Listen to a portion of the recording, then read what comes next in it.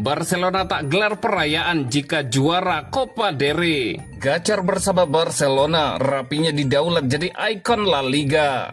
Hansi Flick mengecam La Liga karena jadwal pertandingan Barcelona antara semifinal Liga Champion. Satu lagi, wonderkid Barcelona terancam dibajak raksasa Eropa.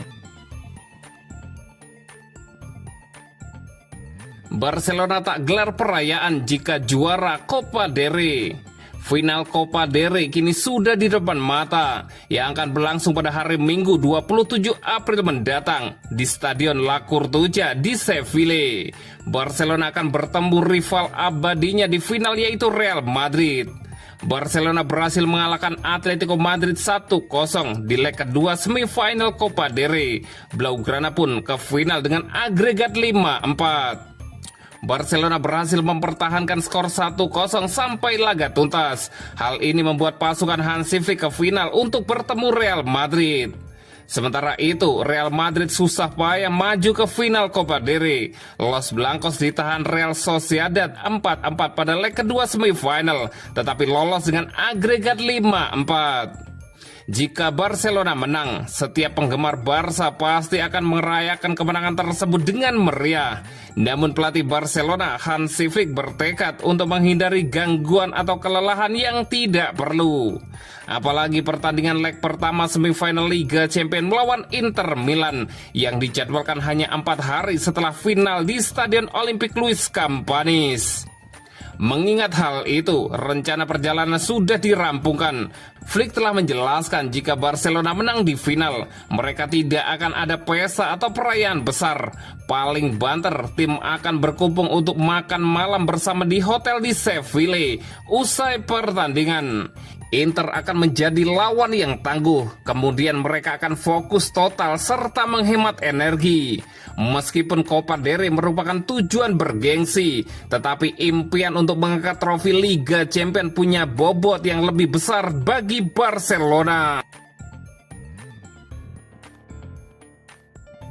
Gacor bersama Barcelona, rapinya didaulat jadi ikon La Liga. Rapinya menjalani musim gemilang bersama Barcelona di La Liga 2024-2025. Kehebatan pemain asal Brasil itu membantu Barcelona menjadi penguasa klasemen sementara La Liga. Kinerja positif Rapinya membuatnya kini didaulat menjadi ikon La Liga.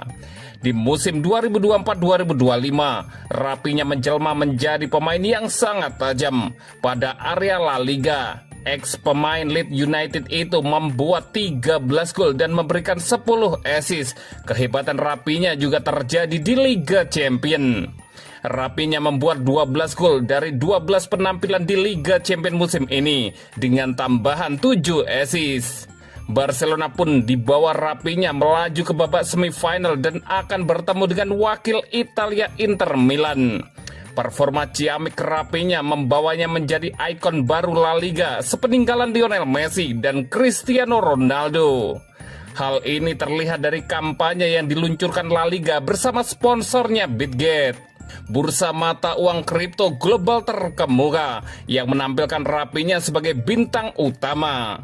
Rapinya dinilai sebagai sosok pemain yang tepat untuk kampanye ini, di mana menggambarkan kecerdasan antara sepak bola elit dengan strategi perdagangan. Dalam sepak bola, keputusan sepertiga detik membuat perbedaan antara gol dan kegagalan. Bermita dengan Bitget mencerminkan fokus bersama kami pada inovasi, kinerja, dan strategi, kata Direktur Eksekutif La Liga, Jorge de la Vega, dilansir dari situs resmi La Liga. Sama seperti Rapinya yang pintar melewati para pemain bertahan dengan tarian samba atau mengeksekusi tiki-taka dengan presisi di lapangan, teknologi Bitget memperdayakan para investor untuk membaca arah pasar kripto dengan kelincahan dan pandangan jauh ke depan. 3 iklan kampanye ini menampilkan harmoni memadukan pendekatan mutakhir La Liga terhadap olahraga dengan solusi perdagangan berbasis teknologi Bitget. Sepak bola dan perdagangan, keduanya menuntut pemikiran cepat dan alat yang tepat. Platform Bitget membantu para trader untuk tetap menjadi yang terdepan seperti yang kami lakukan di atas lapangan, ujar rapinya. Hansi Flick mengecam La Liga karena jadwal pertandingan Barcelona antara semifinal Liga Champions. Manajer Barcelona Hansi Flick mengecam La Liga atas penjadwalan pertandingan Liga Spanyol antara Barcelona melawan Real Valladolid di antara semifinal Liga Champions antara Barcelona versus Inter Milan. Pihak Liga mengkonfirmasi bahwa klub Katalan tersebut akan menghadapi Valladolid di laga tandang pada hari Sabtu 3 Mei pukul 9 malam waktu setempat. Flick menyebut keputusan tersebut sebagai lelucon dalam konferensi persnya karena memaksa tim untuk kembali ke Barcelona pada malam hari dan mengurangi waktu bagi mereka untuk beristirahat dan mempersiapkan diri menghadapi leg kedua semifinal pada Selasa. Flick menjelaskan bahwa ia hanya berharap pertandingan dijadwalkan lebih awal di hari yang sama.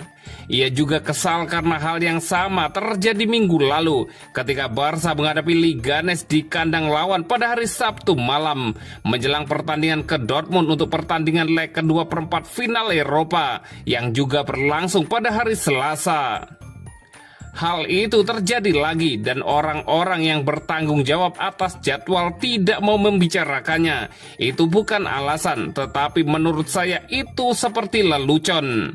Mengapa kami tidak bisa bermain tandang pada pukul 4 sore atau 6 sore seperti yang kami lakukan di kandang sendiri, kata Hansi Flick.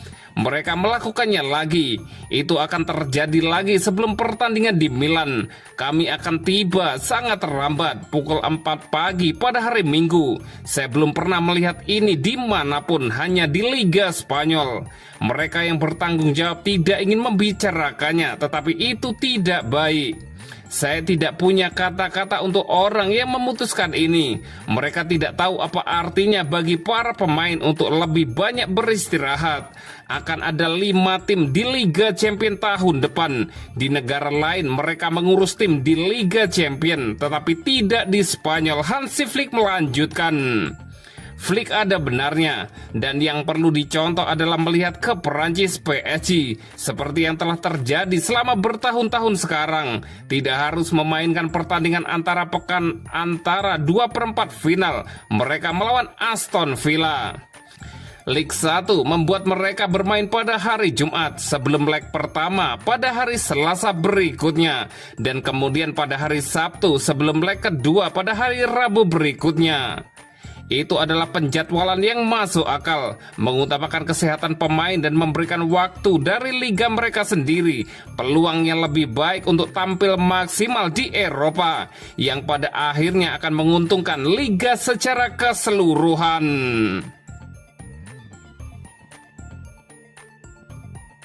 Satu lagi, wonderkid Barcelona terancam dibajak raksasa Eropa. Barcelona terancam kehilangan salah satu talenta paling menjanjikan dari akademi legendaris mereka La Masia, yakni Guille Fernandes, di bursa transfer musim panas nanti. 3 raksasa Eropa, mulai dari Bayern Munchen, Manchester City, hingga Borussia Dortmund, dikabarkan tengah memantau situasi sang pemain dan siap bergerak cepat bila peluang itu terbuka.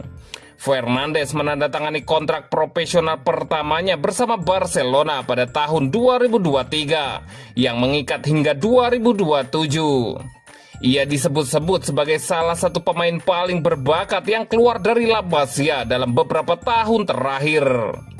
Saat ini Fernandes masih terikat kontrak hingga 2027. Namun Barcelona menghadapi ancaman serius bila tim Barcelona Athletic terdegradasi ke divisi keempat Spanyol. Jika itu terjadi, kemungkinan besar Fernandes akan mempertimbangkan opsi lain, baik itu peminjaman ke klub lain yang lebih kompetitif atau pindah permanen ke klub besar Eropa yang memberinya kesempatan promosi cepat ke tim utama. Dortmund yang terkenal sebagai klub pengorbit pemain muda sangat tertarik, tetapi transfer bisa tergantung pada apakah mereka lolos ke kompetisi Eropa musim depan. Selain itu, Bayern Munich dan Manchester City juga memantau situasi sang pemain bersama FC Porto. Sementara itu, media Spanyol Sport melaporkan bahwa ambisi utama Fernandes tetap ingin bertahan di Barcelona dan menembus tim utama seperti Fermin Lopez. Tapi jika jalur itu tertutup dalam waktu dekat, ia akan membuka diri untuk berbagai opsi. Meski baru berusia 16 tahun, Fernandes telah tampil reguler untuk tim Juvenil A Barcelona dan sesekali berlatih bersama Barcelona Athletic. Guile Fernandes dikenal sebagai gelandang serang kreatif dengan visi permainan luar biasa dan ketenangan saat menguasai bola.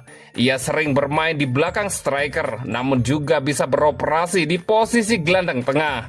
Beberapa ciri khas gaya permainannya: umpan-umpan terobosan akurat yang mampu membelah lini belakang lawan, dribble pendek cepat di ruang sempit, memudahkan dirinya lepas dari kawalan lawan, memiliki tendangan jarak jauh yang berbahaya meski masih perlu diasah konsistensinya. Gaya mainnya kerap dibandingkan dengan Fermin Lopez dan Andreas Iniesta karena kemampuannya dalam mengontrol tempo permainan dan cerdas mencari ruang.